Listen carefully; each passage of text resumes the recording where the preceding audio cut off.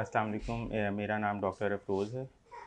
जिस तरह कि हम हर बार एक टॉपिक पर डिस्कशन करते हैं। आज का जो टॉपिक है वो भी काफ़ी इम्पोर्टेंट है और ये जो मसला जिस पे हम आज डिस्कशन करेंगे यह हमारे मुआशरे में काफ़ी ज़्यादा पाया जाता है और ये बीमारी हर छोटे से लेकर बड़े तक में किसी ना किसी टाइम होती है। जो आज का टॉपिक है वो है डायरिया, यानी कि लूज़ मोशन या लूज़ स्टूल्स। जो आज की वीडियो होगी उसमें हम ये डिस्कस करेंगे कि जो डायरिया है या लूज़ स्टूल्स हैं या लूज़ मोशन हैं, इनकी वजूहात क्या हैं, इनसे किस तरह बचा जा सकता है और अगर ये हो जाएँ तो इसमें क्या हम ट्रीटमेंट करते हैं। इनिशियली पहले तो हमें ये समझना पड़ेगा कि डायरिया है क्या। तो अगर हमें दिन में दिन में 3 या 3 से ज़्यादा दफ़ा लूज़ स्टूल यानी कि पतले पखाने आएँ तो उसको हम डायरिया या लूज़ मोशन या लूज़ स्टूल कहते हैं। अब डायरिया या लूज़ स्टूल्स की कॉजेज़ या वजूहात क्या होंगी? इसमें जो फर्स्ट कॉज़ होती है, जो मोस्ट कॉमन कॉज़ है, वो है इन्फेक्शन। इन्फेक्शन जो है वो हम कैरी कर सकते हैं किसी भी अनहाइजेनिक फूड, यानी कि कोई ऐसी खाना जो हम खाएं जिसमें जरासीम हो, और या अनहाइजेनिक वाटर, यानी कि हम पानी इस तरह का पिएँ जिसमें जरासीम की मिकदार ज़्यादा हो, या कोई ऐसा जरासीम हो जो इंसानी जिस्म के लिए ख़तरनाक साबित हो, या हमारा अनहाइजेनिक एनवायरनमेंट, या कोई इस तरह के जरासीम जो हवा में पाए जाएँ उसकी वजह से हो सकते हैं। तो इन्फेक्शंस फर्स्ट कॉज है और मोस्ट कॉमन कॉज है। इसमें बैक्टीरियल इन्फेक्शंस हो सकते हैं, वायरल इन्फेक्शन हो सकते हैं, फंगल कुछ इस तरह के इन्फेक्शन हैं जिसकी वजह से हमें लूज स्टूल्स लग सकते हैं और वो काफ़ी ख़तरनाक साबित होते हैं। कुछ पैरासिटिक इन्फेक्शंस होते हैं। मोस्टली पैरासिटिक इन्फेक्शंस जो होते हैं वो बच्चों में होते हैं, यानी कि जो बच्चों के पेट में कीड़े पाए जाते हैं उस वजह से भी लूज स्टूल या डायरिया हो सकता है। कुछ इस तरह का अगर हम बाज़ार से कुछ ऐसा खाना खा लें जिसमें कोई इतना जरासीम हो, जिस तरह के एक जरासीम का नाम है, हम साइंटिफिक ज़बान में उसको स्टेफिलोकोकस ऑरियस कहते हैं, उसकी वजह से फूड पॉइजनिंग के चांसेस बढ़ जाते हैं। कुछ हमारी इस तरह की बीमारियां हैं आंतों की, जिसकी वजह से हमें लूज स्टूल रह सकते हैं, लेकिन ये जो इन्फेक्शन की वजह से लूज स्टूल या डायरिया होता है वो होता है एक्यूट, यानी कि वो थोड़े अरसे तक रहता है। जो क्रॉनिक जो डायरिया रहेगा, यानी कि 3 महीने से ज़्यादा अगर वो रहता है या 6 हफ़्ते से ज़्यादा रहता है, उसकी वजूहात में इंटेस्टाइनल कोई भी हमारी डिजीज़ आ सकती है, जिसमें क्रोहन डिज़ीज़, अल्सरेटिव कोलाइटिस या सीलिक डिज़ीज़ जैसी, या आंतों की टीबी भी हो सकती है। किसी हमें अगर खाने से एलर्जी हो, यानी कि फूड एलर्जी, उससे भी हमें मुसलसल डायरिया या लूज़ स्टूल्स रह सकते हैं।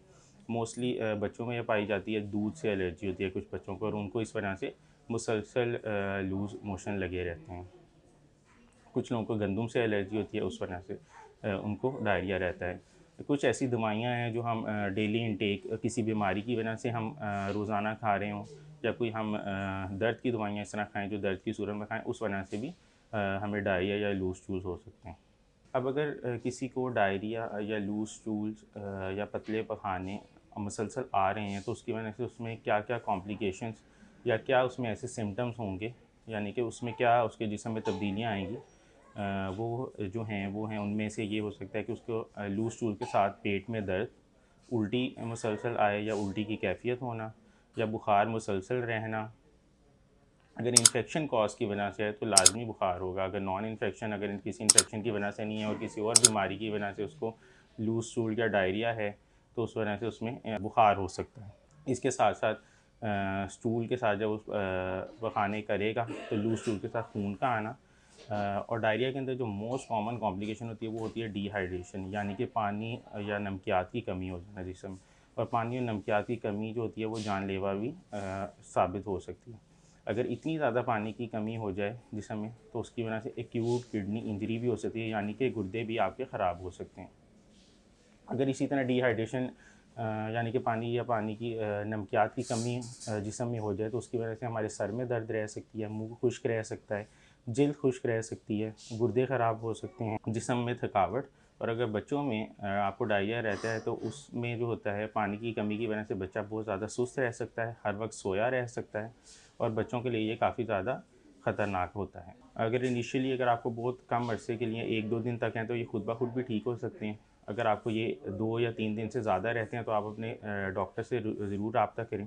आपका डॉक्टर इसमें इन्वेस्टिगेशन में सबसे पहले तो ये मोस्टली हिस्ट्री से डायग्नोज हो जाते हैं। हिस्ट्री में वही चीज़ें जो सिम्टम्स आपके हैं, पेट में दर्द, बुखार का होना या ना होना, या उल्टी आना ना आना, या किसी फूड एलर्जी खाने की वजह से तो नहीं आपको ऐसा खाना जो आप खाएं और उसके बाद मुसलसल आपको डायरिया रहे।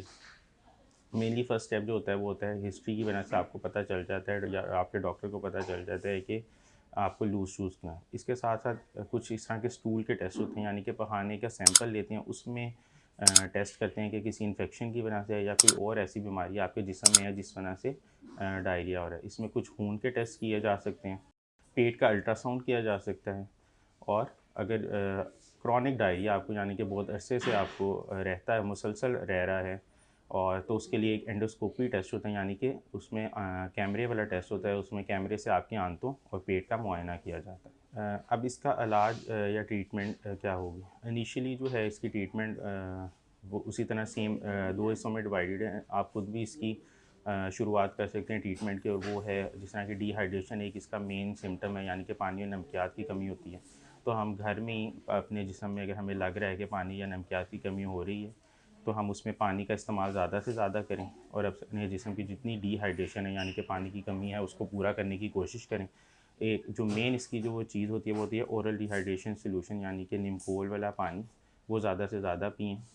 अगर हम किसी भी वजह से यानी कि उल्टी हमें बार बार आ रही है और हम वो नहीं पी सक रहे तो करीबी डॉक्टर के पास जाएं, ताकि वो हमारा प्रॉपर तरीके से मुआयना करे और हमें ड्रिप के ज़रिए हमारे जिस्म में जितनी पानी या नमकियात की कमी है उसे पूरा किया जाए।